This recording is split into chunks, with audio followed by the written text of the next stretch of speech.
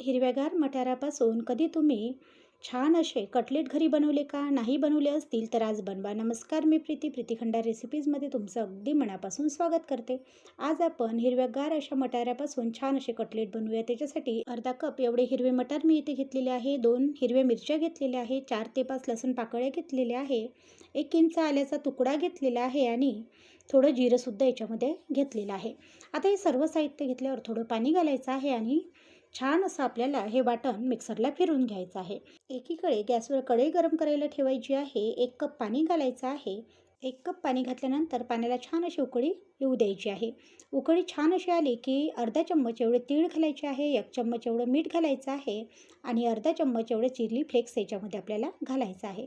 हे सगळं छान असं उकळलं की याच्यामध्ये आता आपल्याला जे आपण वाटण वाटून घेतलेलं होतं ते वाटण या पाण्यामध्ये आपल्याला घालून घ्यायचं आहे. अगदी व्हिडिओमध्ये मी जसं तुम्हाला दाखवत आहे तसंच आपल्याला सर्व काही इथे करायचं आहे. खूपच चवीला चविष्ट असे हे कटलेट बनवून तयार होतात. तुम्ही नक्की एकदा ट्राय करा.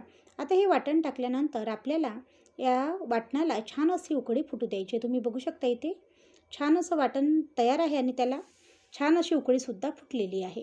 आता उकळी फुटल्यानंतर आपल्याला काय करायचं आहे तर 1 कप एवढा रवा इथे घ्यायचा आहे. तर मी एका वाटीने 1 वाटी रवा घेत आहे. तुम्ही कपाने सुद्धा इथे 1 कप रवा घेऊ शकता. रवा घालायचा आहे आणि याला छान असं मिक्स करून याच्यावर एक झाकण ठेवून आपल्याला हा रवा छान असा शिजू द्यायचा आहे. तुम्ही बघू शकता अगदी ज्या पद्धतीने मी तुम्हाला व्हिडिओमध्ये दाखवत आहे अगदी त्या पद्धतीनेच आपल्याला सर्व काही इथे करायचं आहे. आता बघा, तुम्ही जर इथपर्यंत व्हिडिओ पाहत आला असाल, व्हिडिओला लाईक केलं नसेल तर एक लाईक करा. चॅनलवरती नवीन असाल, सबस्क्राईब केलं नसेल, सबस्क्राईब करायला विसरू नका. आणि हो, तुम्ही हा व्हिडिओ कुठून पाहत आहात ते सुद्धा मला कमेंट करून कळवायला विसरू नका. येथे मला पाणी थोडं कमी वाटत आहे म्हणून मी आणखी थोडं पाणी याच्यामध्ये घालणार आहे आणि अगदी 10 मिनिटे आपल्याला हे जे सारण आहे ते छान असं शिजू द्यायचं आहे. इथे तुम्ही बघू शकता आपलं जे कटलेटचं सारण आहे ते छान असं शिजून इथे तयार झालेलं आहे.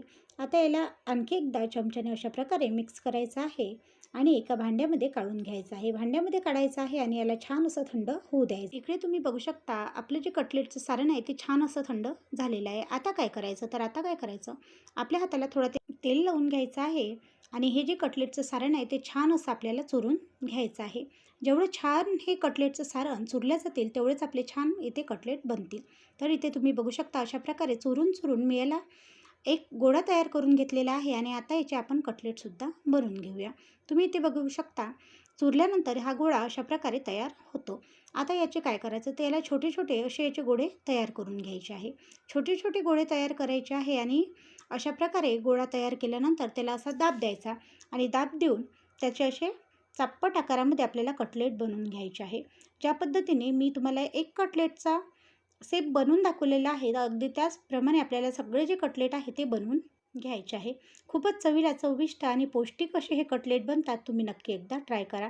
अशा प्रकारे पूर्णतः कटलेट आपल्याला बनवून घ्यायचे आहे. तर तुम्ही इथे बघू शकता पूर्णतः कटलेट माझे इथे बनवून झालेले आहे. इथे तुम्ही बघू शकता पूर्णतः आपले जे कटलेट आहे ते मी इथे बनवून घेतलेले आहे आणि तुम्ही कलर बघू शकता अप्रतिम असा कलर याला आलेला आहे. आता काय करायचं, एक मिक्सरचं पॉट घ्यायचं आहे. त्याच्यामध्ये 1.5 वाटी एवढे पोहे आपल्याला घालून घ्यायचे आहे. पोहे घालून घ्यायचे आहे आणि त्याला मिक्सरला फिरवून घ्यायचं आहे. म्हणजे या पोह्यापासून आपल्याला एक प्रकारचं पीठ तयार करून घ्यायचं आहे. अगदी बारीक नाही किंवा अगदी जाडं नाही, मध्यम असं पीठ आपल्याला इथे तयार करून घ्यायचं आहे.